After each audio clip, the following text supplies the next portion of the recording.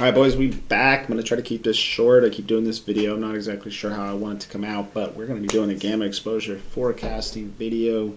We're looking at the gamma for tomorrow. We're going to be looking at the gamma for Monday. Okay, there's a couple really interesting things about what's going on. Now, for context, I'm sort of making my entire plan around a Twitter follow that I follow, and I'm going to show you guys who it is.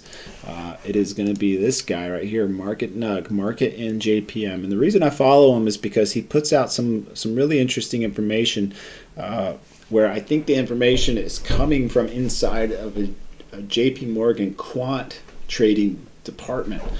And so he's kind of just like throwing these tweets out there based on what they're trading. So he put out this trade that they did 100K contracts of SPY 440 of 4.4. So I went and looked it up. That actually happened to be the highest volume traded contract for today, which is going to be for Monday. So targeting Monday. And on the flow, it shows up as a sell. Well, he actually addresses this idea and says, you guys know we rigged the market. We know how the algo systems and the flow sites work. It comes below the bid and telling you it's bullish. Well, that's exactly what they want it to look like. So they're actually saying, they actually sent this in, got the order on the exchange below the bid in such a way to show the algo sites and trick them into thinking that this was actually a bullish short put position, where it's actually a long position. So that's interesting information right there, if this is accurate, if that's true. So we'll definitely be watching the open interest here. If this open interest, this volume was 228 versus an open interest of 8,500, so sort of a surge in interest potentially happening. We want to see how this open interest carries over tomorrow, because that would tell us how much of this volume carries over into tomorrow. My guess is 100,000 at least will carry over. So I'll look at that in the morning. So I'm kind of basing my whole idea about what is happening in the market, kind of using that as my guideline. Like there's this huge player out there potentially trying to drive the market down to 440, which is not unreasonable for SPY, especially once it gets volatile, which right now it is in a long-term volatile state. The reason it's long-term volatile is because both GEX for tomorrow is negative, and total overall GEX from the entire options chain is minus $1 billion. So we're in a long-term volatile situation. We potentially have a huge buyer of 440 SPY puts for Monday. So we know that SPY is likely to be volatile until at least Monday and at least 440. So these are the facts that we have to work with. We also have a situation where SPY really sold off hard to close below the max pain points, the vol triggers for both tomorrow and overall. So that tells me that the market is in a very volatile state here, so we could see some larger price swings.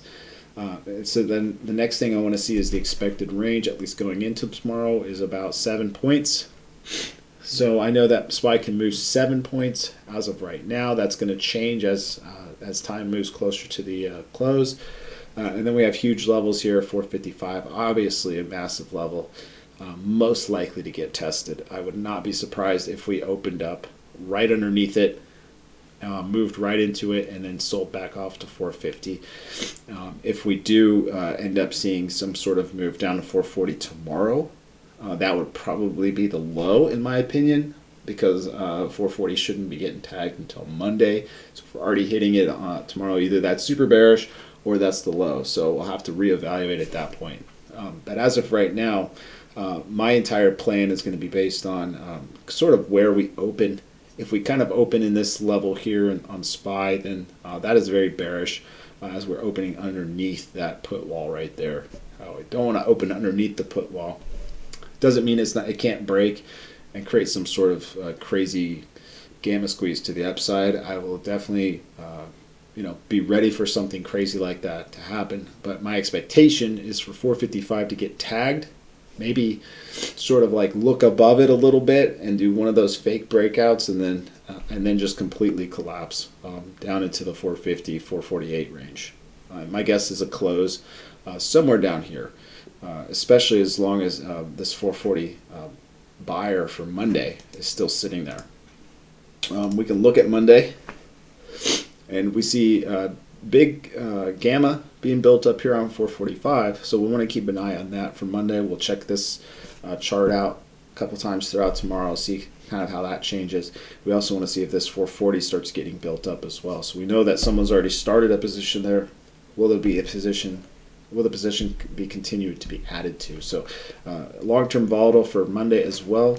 Long-term volatile for Wednesday. So the next couple expiries, you can see how this total GEX sort of stays the same, are all long-term volatile, meaning that all the gamma exposure is negative. Negative gamma environment for at least tomorrow, Monday, and Wednesday. And that basically is going to give you sort of an idea of what the next few days are going to be like. It's going to be a sell the rip environment. Those are those negative gamma environments create, as long as it's below those levels, those key levels, those wall triggers, those max pains, those giant put walls and call walls.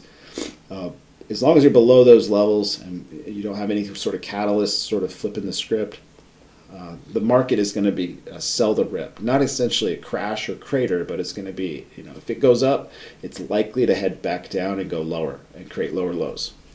Lower lows, lower highs, lower lows, lower highs. Doesn't mean it's a fast drop. It's like today was kind of a down day, but it didn't happen until like the last hour. So that's sort of the environment I think is going to be like, sort of this grindy, slow, sell the rip.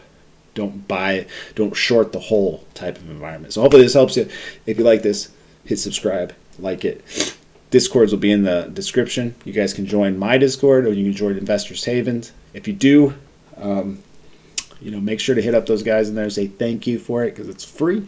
And we'll check you next time. Peace.